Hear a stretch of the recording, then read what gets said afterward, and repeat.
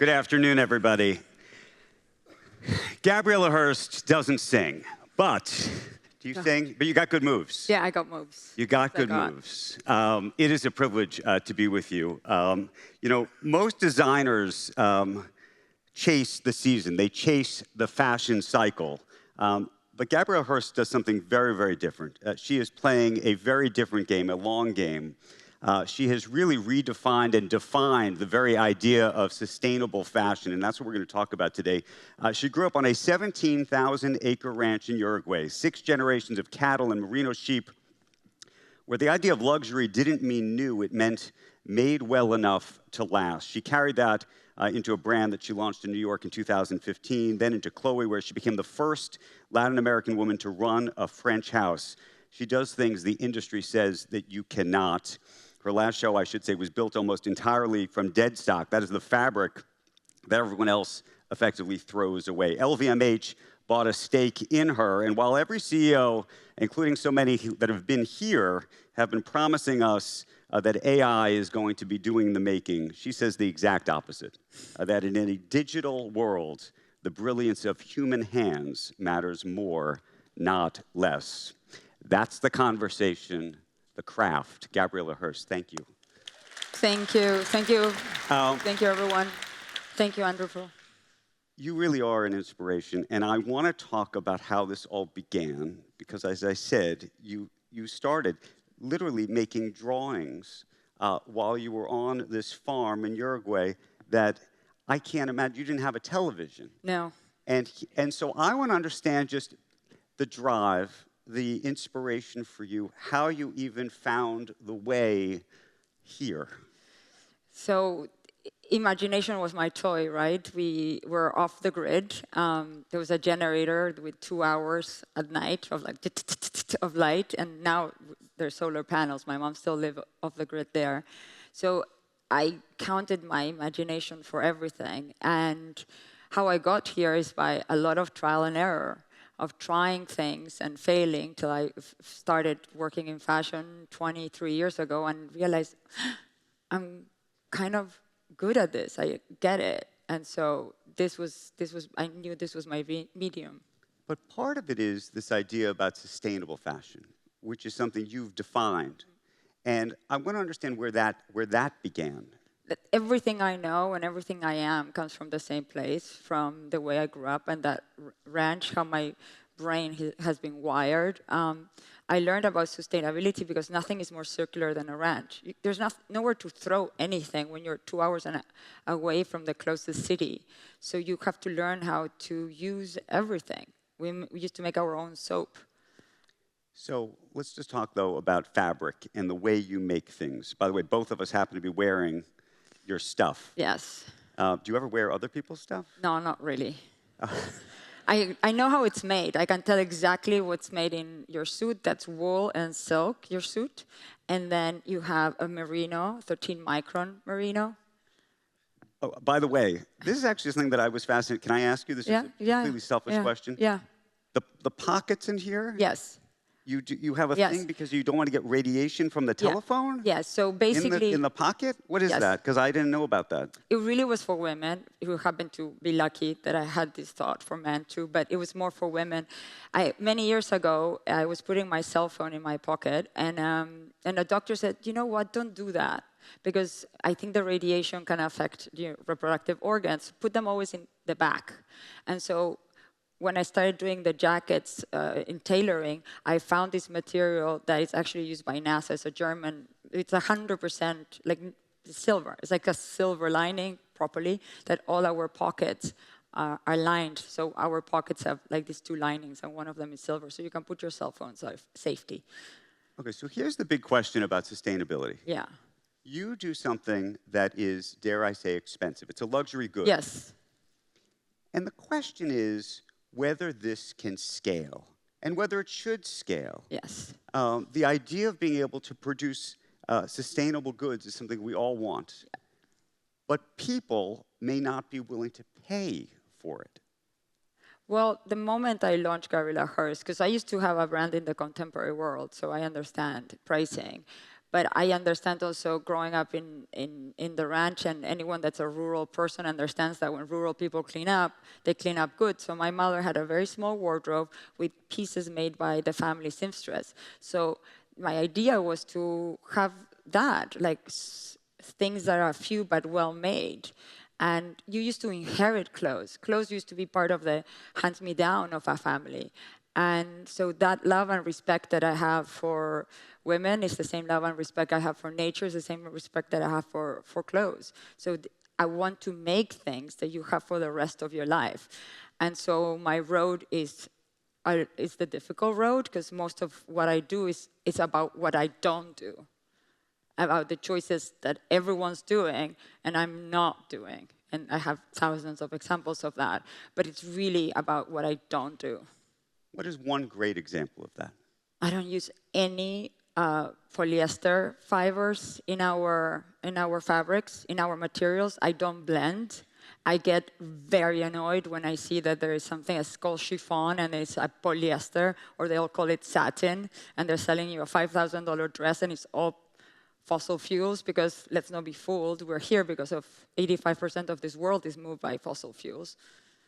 So yes, I'm a purist, if you want, when it comes to the nobility of the materials. So here you are talking about us keeping clothes for a very long time. Yes. And yet there's a lot of people who buy fast fashion all the time. And they want to be up to the second, up to the minute. What do you think of that? I had this question done many, many times. And one time it was with students from my university. I had 25 students in my studio. And this question is asked a lot. So I asked the student, raise your hand who is buying fast fashion. And just a few lifted their hand. And then I asked another group, I asked the same group, how many of you are buying vintage, secondhand? Everyone. So there's a solution to that. And you choose it. And how much of that, though, is about quality versus this idea of sustainability? Because you said something that fascinated me. You said 10 years from now, when there's water shortages, who cares about fashion really? Yes. I've been planning for that moment. I've been thinking about it. I have long-term view. I know what's coming. That's why I don't use cotton also, because of the water wastage. And I used to work with the late Adriano Goldschmidt, that anyone in the industry knows who he is. He worked all his life with cotton, and we developed the first recycled cotton denim because he didn't want that anymore. He didn't want to be part of that monocrop culture. How much of this for you is about the sustainability piece? I know you've now become an expert on energy. Yes, because I realize the sustainability issue, no matter how many CEOs of the biggest companies that you can imagine, or sustainable departments of the bigger companies that I talk to, always the problem was, with even the ones with the best of intentions, is where are you taking this energy from to make that? And so it's an energy issue, sustainability. That's why I'm focused on my favorite, fusion energy. So you like fusion energy? Yes. Tell everybody why. I read an article in 2021, and I did a show for Chloe in 2022 about fusion energy, and everyone was like, what is she talking about, fusion food? Like, they had no idea. It's like, did you do this with fusion energy? I'm like, in a way, yes, because the sun did it. But I realized that the idea of clean, uranium-free energy, I have nothing against nuclear. I think we could have clean, abundant energy right now, and our dependency, our addiction to fossil fuels would end. But I believe in all abundant clean energies, but I think fusion has a really good chance of happening. And when I did the show in 2022, people were like, that's never going to happen. And now people are like putting dates like 2030 on the grid. Okay, so I have a hard fashion question for you. Yes.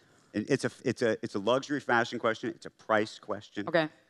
Do you think that when people go and buy a piece of clothing from you, that they are buying into it as a function of knowing that it's handmade, the story behind it, or actually what it looks like? And do they know the difference? I think that you have to attract with desire. And the difference from what we do is not only the way it looks, but the way it feels. When you have a natural fiber that feels good on your largest organ, it just creates a different sensation. So my clothes, I've been told, is addictive, which could be a problem. When you're designing clothes, where do you get your best ideas from? When does this happen to you? You're drawing all the time. Yeah, subconscious. I really try to not look at other people's shows, and I ask my team not to do, but of course, everybody does, because I think if you're a visual person, there's no way you get influenced by what you see. So I live in New York. I don't follow trends, but sometimes I hit a trend because it's happening. But I research the subject that we're studying for each season, and then I just let it all sink in. We'll have a professor teach me and my whole team on the subject, and then I get all the input, let it digest, and then I output. But where's the inspiration? I was going to say, I think you get inspired by lots of other women. And women, Yes. interestingly, in history, Yes. because you go and study Yes. other women. Yes. I've studied, I love women. One of my favorite collections has been the Maria Gimbuta's collection, the archaeologist, that I invite everyone to know her work. Because she has this theory that we lived in peace for thousands of years in Neolithical times as a matrilineal society. And matrilineal because men and women were buried in the same way. But if you look at these 30 years of archaeology, you won't find any weapons or any fortitudes. But women controlled the agriculture because they had the weaving and the pottery. So I do think that it all would be much better if we were in government, all of us. Very soon. Tell me about Lenore Carrington. Yes, another witch. Another witch. Yes. So what is this with you and witches? I just think that all women are witches in a way. They are a way that, practically. And I think that the way that we sense and understand the sensibility, back to Maria Gimbuta's, she found hundreds of artifacts. The majority of these artifacts, like over 90%, were women figurines. And so we were divine. So I think we're divine creatures. I think women, we're divine. And I really want to be like in the sense of we can create and think and solve in so many ways. And then you have these extraordinary ones that are born into these very limiting environments, like Leonora Carrington. She was born in this aristocratic family, and she was supposed to be a debutante and get married with somebody with a title, and she's like, screw all of this. Went in an affair with Max Ernst, escape First World War, end up in a mental institution, escape to Mexico, like guts, grit. You were just back in Uruguay. Yes. Because you are dressing the World Cup team. Yes. And you were asked about AI and machines. Yes. And how all of that was going to affect your world. And you made a very provocative argument that you think that the real value is going to be humans Yes. doing the work. Yes. Explain more about that. I think that authenticity and the human connection and the human hand, I mean, that first hand, our hands, there were women's hands, by the way, on caves. Those hands were women's hands. Those first hands, the connection of us and the hand is irreplaceable. And if you believe that there's something more than just the physical form, something spiritual, I mean, that's more and more important. But when you think about the economics of our worlds, yes, there's an argument to be made that machines and computers and AI, I imagine, will become part of your world too. Yes. And do you think that people are going to be willing to pay a premium always yes. for human-made work? I mean, is that going to shift the way we think about everything? I think that quality is always the North Star. Integrity and quality of something that is being made is always going to be the North Star. And I don't think AI is very sophisticated yet. It makes a lot of mistakes. I don't trust it all the time. We tend to believe 100% what it says. But it's great for research. But ideas in a way are cheap, right? The question is how you make them. like 90% is execution. So I think that executing something with hand is still going to blow your mind away. When I see a dress made in crochet by Madres and Artesanas, which is a non-for-profit that I work with, that is a whole dress that is so beautiful. I wish I had a picture to show you. Knot by knot by knot, hundreds of hours knotting and looking at the math and the geometry. Yeah, I cannot do that. This is interesting. But to the storytelling, this is the thing that I'm trying to get to, that's so, I think, hard sometimes to see. You know that it's knot by knot by knot. Yes. But how does the public understand that? When you feel it and touch it, that's why the physical world is still important. That's the challenge, right? That's the challenge I have every day. I'm such an analog, physical. But is that the product itself, or do you think Yes. it's the story? Oh, yes. But is it the story? How much about it is the story? I think you have to tell the story if you're going to be like showing it on an Instagram screen. I think that when you feel it and you touch it, you instinctively know that. You can see it. You feel it. What gives you hope? Fusion engineers, chiefs of tokamak, and brilliant minds like that I hear around, thinking for the betterment of us, of humans. Gabriela Hearst, thank you. Thank you.